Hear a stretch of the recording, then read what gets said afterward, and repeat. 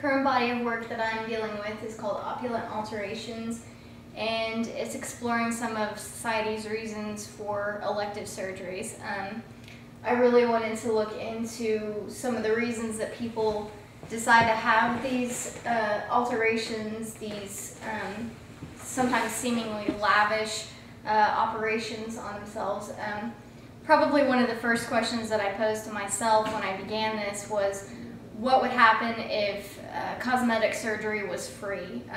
Who would we see go ahead and decide to have something changed? Almost everybody has something about themselves that they don't like or that they wish they could change. So I really wanted to dive into some of the reasons behind it, but surgeries include multiple risks as far as chronic pain, as far as nerve damage, necrosis of the tissue.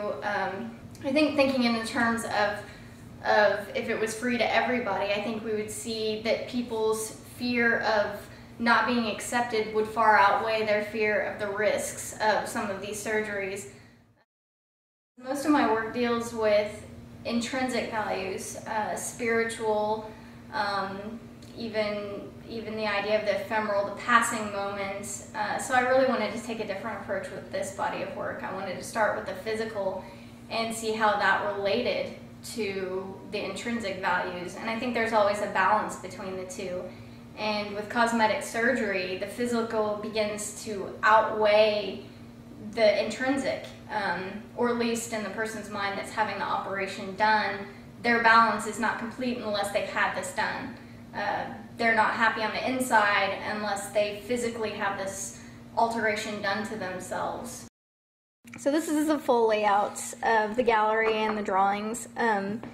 This kind of shows where each one of them are going to be placed in relation to one another, as well as some of the additional elements that are going to be correlating with the drawings. The tubes of film, the motors will be up here, obviously spinning the film through it, and over here swinging through it.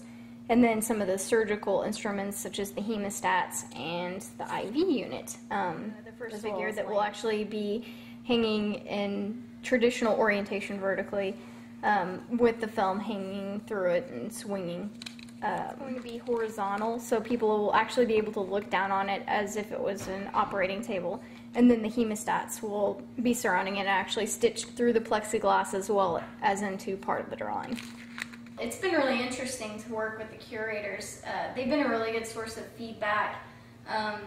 It's also interesting, and I think maybe part of the attraction for it is being able to kind of explore and express some of the process to the viewers. I've actually always really liked that people mistake my name for being a boy's name, oddly enough, because I can stand back and I can listen to them say stuff. They never think it's me. I've never had someone guess who the artist is. I don't know, I really like that. I really want them to not know. I like to hide behind my work. It's more interesting to hear what people have to say about it when they don't know that you're listening.